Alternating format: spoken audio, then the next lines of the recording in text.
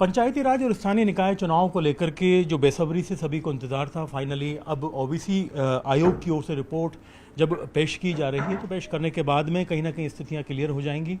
जो ओबीसी समाज का प्रतिनिधित्व है, आरक्षण में कितना मिलना है, कहाँ मिलना है, ये तमाम चीज़ें सुनिश्चित होने के बाद में रास्ता साफ हो जाएगा। 15 तारीख से प्रोसेस शुरू हो जाएगा और 17 से आचार संहिता लगने वाली है। हमारे साथ में जो मंत्री हैं झावर सिंह खर्रा वो मौजूद हैं, उनसे बातचीत करते हैं। सर, एक बड़ा महत्वपूर्ण वक्त है, लंबे समय से आप और हम बातचीत करते आ रहे हैं। कहीं ना कहीं ओबीसी आयोग की रिपोर्ट की वजह से मामला टल रहा था और विपक्ष लगातार हमलावर था आपके ऊपर, और अब रिपोर्ट आ गई है। क्या तैयारियां रहने वाली है और क्या प्रक्रिया रहने वाली है चुनाव की? देखिए, राज्य पिछड़ा वर्ग आयोग जैसे ही अपनी रिपोर्ट हमें प्रस्तुत करेगा, हम 3 दिन में माननीय सर्वोच्च न्यायालय के 2022 के निर्णय के रोशनी में उसका परीक्षण करके और अगले 2 दिन में उस पर निर्णय करके पिछड़ा वर्ग के लिए राजनीतिक आरक्षण का मार्ग प्रशस्त कर देंगे। एससी और एसटी, अनुसूचित जाति और अनुसूचित जनजाति, इन दोनों का आरक्षण आबादी के प्रतिशत के आधार पर होता है। उसके बाद महिलाओं के लिए लॉटरी निकालने का प्रकरण होगा। तो पहले अन्य पिछड़ा वर्ग का आरक्षण तय होगा, एससी एसटी का आरक्षण तय होगा, उसके बाद महिलाओं के आरक्षण के लिए लॉटरी निकलेगी और इस प्रकार आरक्षण की स्थिति साफ हो जाएगी। उसके बाद राज्य निर्वाचन आयोग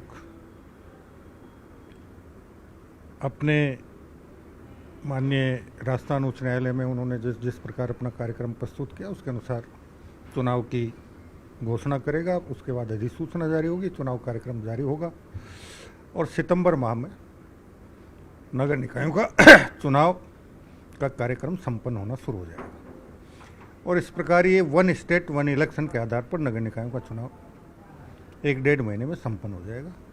उसके बाद पंचायत राज के चुनाव की प्रक्रिया शुरू होगी। अब एक तरह से देखा जाए तो विधानसभा का सत्र भी इस दौर में रहने वाला है। कई बिल रखे जाने हैं, कई नई घोषणाओं को लेकर के लोगों को उम्मीद है। तो कितना असर आचार संहिता का पड़ेगा विधानसभा सत्र के दौरान होने वाली एक्टिविटीज़ पर? देखिए, राजस्थान विधानसभा का जो सत्र है उस पर हम विधानसभा के अंदर कोई नई घोषणा नहीं कर पाएंगे आचार संहिता के कारण। बाकी हमें 3 नए बिल राजस्थान विधानसभा में प्रस्तुत होंगे जिनको पारित करना है और नए बिल पारित करने पर आचार संहिता किसी प्रकार बाध्यकारी नहीं है।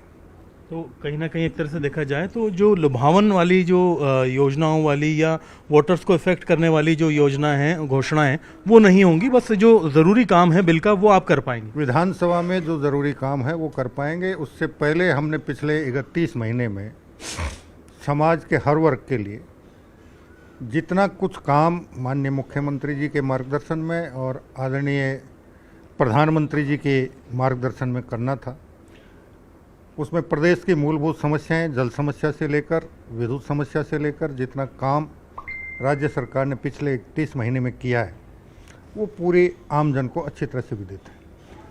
कानून व्यवस्था की स्थिति के मामले में बेहतर स्थिति उत्पन्न हुई है और पिछले 31 महीने में जितनी प्रतियोगी परीक्षाएं हुई, सारी परीक्षाएं पूर्ण रूप से पारदर्शी और निष्पक्ष तरीके से संपन्न हुई हैं और 2018 से 2023 के कालखंड में जिस प्रकार पेपर चोरी और सामूहिक नकल के माध्यम से प्रदेश के लाखों करोड़ों युवाओं के सपनों पर तुषारापात किया गया था, उन सारे अधिकांश दोषियों को जेल के सकीचों के पीछे भेजा जा चुका है। बाकी कुछ बचे हुए हैं, एसओजी उनके खिलाफ भी कार्रवाई कर रही है और जैसे जैसे पर्याप्त सबूत मिल रहे हैं उन दोषियों को जेल के सकीचों के पीछे भेजा जा रहा है। विपक्ष लगातार हमलावर है आपके ऊपर। गोविंद सिंह डोटासरा, टीकाराम जूली, अशोक गहलोत, सचिन पायलट, इनके जितने भी बयान आते हैं उसमें वो दावा करते हैं कि इस बार पंचायती राज स्थानीय निकाय चुनाव में वो भारी जीत दर्ज करने वाले जनता नाराज है। आपका क्या कहना है? देखिए, कौन क्या दावा करता है इससे कोई फर्क नहीं पड़ता। हमें पूर्ण विश्वास है भारतीय जनता पार्टी का कार्यकर्ता पूरी तरह से तैयार है।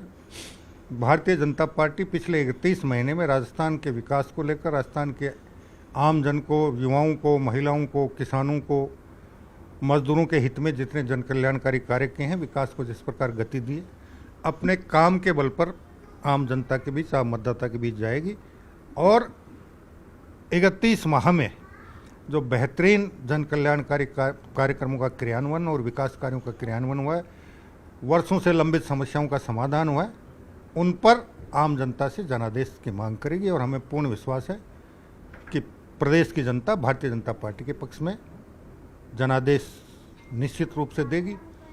जहाँ तक विपक्षी दल का सवाल है, विपक्षी दल चूँकि सबके अलग अलग मत हैं, पिछले दिनों आपने देखा होगा जिस प्रकार की क्रिया प्रतिक्रियाएं कांग्रेस पार्टी में हो रही थी, आने वाले समय में उसका क्या रूप बनेगा ये जनता अच्छी तरह से देख रही है, उसका परिणाम भी देगी।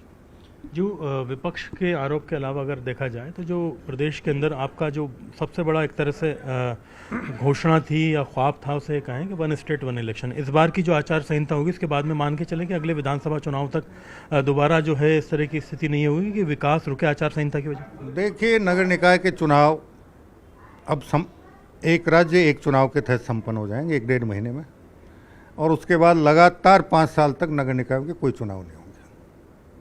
बहुत बहुत शुक्रिया आपका। तो आप हैं मंत्री जावर सिंह खर्रा, जिन्होंने स्पष्ट तौर पर बताया कि विधानसभा की कार्यप्रणाली किस तरह से रहनी है और 1 स्टेट 1 इलेक्शन का जो पहला इलेक्शन है वो कहीं ना कहीं ये वाला जो पंचायती राज और स्थानीय निकाय चुनाव वाला इलेक्शन है वो होगा, जिसमें सत्ता पक्ष के अपने दावे हैं, विपक्ष के अपने आरोप और प्रत्यारोप हैं। इन तमाम चीज़ों के बीच में दोनों ही पक्षों का एक तरह से जो परीक्षण है वो इस चुनाव में होने वाला है। देखना ये होगा जनता का मूड किस तरफ रहता है। कैमरा पर्सन अविनाश के साथ में अरबाज अहमद, न्यूज़ 18 के लिए जयपुर से।